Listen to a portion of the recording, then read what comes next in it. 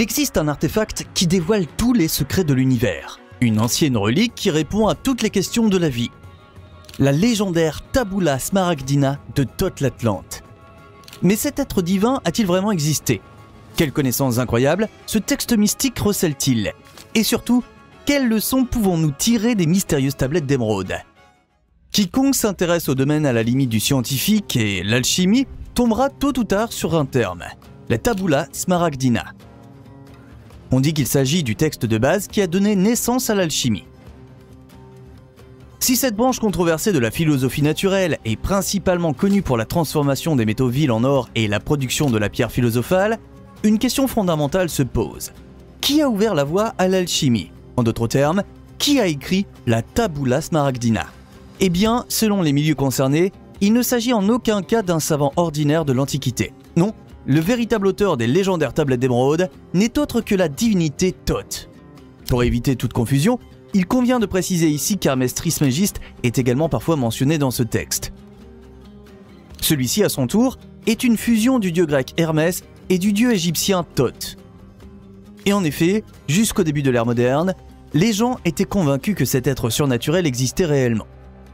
Mais quel que soit le nom que l'on donne à ces divinités, une chose est incontestable. Elles jouent un rôle prépondérant au sein de la mythologie antique. Selon la légende, les racines des tablettes d'émeraude remontent à 36 000 ans avant Jésus-Christ. Selon cette légende, Thoth était un prêtre et un roi atlante qui a fondé une colonie en Égypte après la chute du royaume insulaire. Alors que Thoth régnait sur le pays pendant une période incroyable de 16 000 ans, il a uni les peuples initialement barbares et les a conduits à un niveau de civilisation plus élevé. Mais ce n'était pas tout. Le roi divin était également immortel. Il pouvait quitter la vie à volonté sans rencontrer la mort. Avant de quitter l'Égypte, Thoth a construit la grande pyramide de Gizeh, dont on pense à tort qu'elle était dédiée au pharaon Khéops. Les gardiens issus de l'élite du peuple étaient à leur tour employés pour protéger l'entrée des grandes salles d'Amanti, car c'est là que la divinité cachait son inimaginable savoir. Comment les tablettes d'émeraude ont-elles été trouvées? Alors que les successeurs des gardiens d'origine sont devenus des prêtres des pyramides qui vénéraient Thoth comme le dieu de la sagesse, celui-ci est entré dans le corps de diverses personnes au fil des siècles. La clé pour y parvenir était également décrite dans les tablettes. Thoth a également immortalisé ses connaissances sur la création de l'univers, la nature de l'âme, l'immortalité et la magie. Il existe différentes versions de la façon dont les tablettes ont été redécouvertes plus tard. Une histoire raconte que c'est Sarah, la femme d'Abraham, qui a trouvé les objets dans le tombeau d'Hermès. Une autre version veut que le texte ait été trouvé sous une statue dans une tombe secrète de la Grande Pyramide. La légende affirme également que les tablettes confèrent à leur porteur un pouvoir inimaginable. Portés sous forme de talismans, les prêtres des pyramides auraient utilisé ces objets mystiques pour contrôler les classes inférieures. L'émeraude est souvent mentionnée comme matériau. En réalité, cependant, les tablettes seraient faites d'une substance obtenue par transformation alchimique. On dit également qu'elles sont indestructibles et qu'elles portent l'inscription de l'ancienne langue atlante. Les lettres correspondantes à des ondes de pensée harmonieusement accordées, grâce auxquelles la vibration spirituelle peut être transférée au lecteur. Au vu de cette histoire fantastique, il est dans la nature des choses que l'histoire de fond de la Tabula Smaragdina soit fortement remise en question. Cela commence par l'Atlantide. La plupart des chercheurs sont d'avis que le mythe correspondant a été inventé par Platon. Il en va de même pour le dieu mystique Thoth et ses tablettes de sagesse. Pourtant, il y a des gens qui considèrent les tablettes comme authentiques et les considèrent comme une source précieuse d'enseignement spirituel. Le texte est considéré comme un véritable classique de l'hermétisme et a été utilisé dans de nombreux films, conférences et livres. Mais pourquoi? Qu'est-ce qui est écrit dans la Tabula Smaragdina et pourquoi est-elle considérée comme la clé ultime de la connaissance dans certains cercles? Ce que les tablettes révèlent sur les secrets de l'univers. Combien de mots faut-il pour révéler tous les mystères du cosmos? Compte tenu de son ampleur, on pourrait penser que le texte de la Tabula Smaragdina fait des centaines de milliers de pages. Mais c'est exactement le contraire. Selon la traduction, la sagesse absolue ne nécessite que 12 à 15 courts paragraphes. Le tout premier paragraphe montre que le mystérieux auteur ne tolère aucun doute sur son œuvre, parce qu'elle prétend contenir la vérité absolue. Il est littéralement dit ici, le vrai est sans aucun doute, certainement vrai et sans aucune fausseté. Un point de départ que nous connaissons également sous cette forme dans les écritures saintes des grandes religions du monde. Si l'introduction de la Tabula Smaragdina laisse peu de place à l'interprétation, le passage suivant est un peu plus délicat. Comme en haut, donc en bas, comme en bas, donc en haut, pour accomplir les merveilles d'une seule chose. Que signifient donc ces mots énigmatiques ? Eh bien, le passage est essentiellement interprété comme signifiant que les différents mondes du divin se contiennent les uns les autres. Cela signifie que les mondes supérieurs ont un effet direct sur les mondes inférieurs, tout comme les mondes inférieurs influencent les mondes supérieurs. À ce stade, pensons à l'astrologie. Les adeptes de cet enseignement sont convaincus que les événements terrestres sont directement liés aux événements astronomiques et aux constellations d'étoiles. Un postulat de base qui est également représenté dans les tablettes. On peut déduire de l'un à l'autre. Tous les processus se répètent à différents niveaux. Les grandes volées d'oiseaux dans le ciel rappellent les bancs de poissons qui nagent dans la mer. Et qu'en est-il des merveilles de la chose unique ? Cela fait référence à la pratique de cette connaissance. Ceux qui ont compris le principe d'être la même chose et y ont reconnu le divin participent activement à son expansion. Le secret de la création. Il se poursuit par « Et de même que l'univers entier jaillit du pur esprit de Dieu à travers sa parole, de même, par l'imitation de la nature, toutes les choses naissent de cette seule chose. » Tout comme le Seigneur dit dans la Bible que la lumière soit.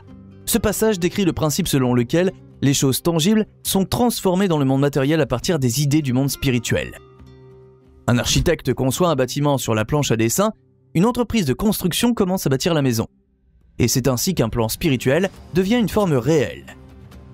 Cependant, comme ces formes sont soumises à des changements constants, des ajustements sont nécessaires. Il est alors dit « Son père est le soleil, sa mère est la lune. » Et « Le vent le porte dans son ventre, la terre est sa nourricière. » Comme on le voit, le soleil, en tant que source de lumière et de vérité, est interprété comme le père primordial du cosmos. Le rôle de la mère primordiale revient à son tour à la lune. Ce qui importe ici, c'est l'union des principes masculins et féminins. Un nouvel être naît de cette union, qui se manifeste dans le monde des esprits sous forme de vent et reçoit sa forme matérielle en se nourrissant de la terre. Les trois niveaux cosmiques du soleil, de la lune et de la terre peuvent donc être assimilés à l'esprit, à l'âme et au corps de l'être humain. Tout comme l'enfant Jésus en Marie a été conçu par le Saint-Esprit, le vent est considéré comme le vecteur de la vie. Après tout, Adam n'est venu à la vie que lorsque Dieu lui a insufflé le vent. Ce que les tablettes révèlent sur la pierre philosophale. Il s'ensuit. Cette chose est le père de toutes les perfections du monde entier. Il s'agit en fait de la légendaire pierre philosophale. Ce que la plupart d'entre nous ne connaissent probablement que par le premier film Harry Potter est un véritable objet d'alchimie qui permet de transformer les matériaux vils en or. En outre, la pierre est également considérée comme une panacée miraculeuse qui a aussi un effet rajeunissant. Au sein de la doctrine correspondante, il s'agit de trouver cet inquiétant père de toutes les perfections. La phrase suivante se lit comme suit. « Sa puissance est la plus parfaite lorsqu'elle se déverse dans la terre et s'unit à elle. » La puissance mentionnée ici fait référence à l'action du principe divin dans l'homme. En d'autres termes, il s'agit ici de l'incarnation du divin qui ne devient parfaite que lorsqu'elle se transforme en terre. Et plus loin, libère donc le feu de la terre et sépare le fin du grossier, avec compréhension et sensibilité aimante. Ainsi, il s'élève de la terre vers le ciel et redescend vers la terre pour s'y unir. Ce faisant, elle s'affine et absorbe les forces des mondes supérieurs et inférieurs. Le grossier et le fin doivent être soigneusement séparés l'un de l'autre. Le mot grossier désigne ici le principe physique de la terre, fin, le principe énergétique du feu. L'homme doit comprendre cette juxtaposition du matérialisme et du spiritualisme et finalement réunir à nouveau les deux niveaux. C'est ainsi qu'il pourra se manifester sur une forme d'existence plus élevée. Dès que l'eau sur Terre s'évapore, elle monte vers le ciel, où elle se condense en nuages et retombe sur Terre sous forme de pluie.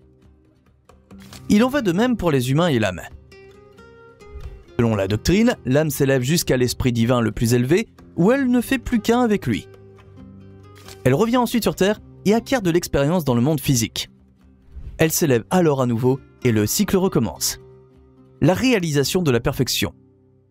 Avec lui, tu atteindras la lumière et la gloire du monde entier et toute obscurité s'en éloignera.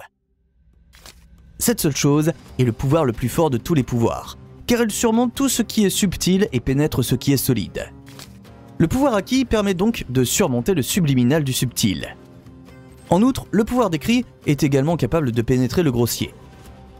Ceux qui découvrent l'interaction et la perfection de la nature développeront une toute nouvelle humilité à l'égard de la création et augmenteront leur potentiel énergétique.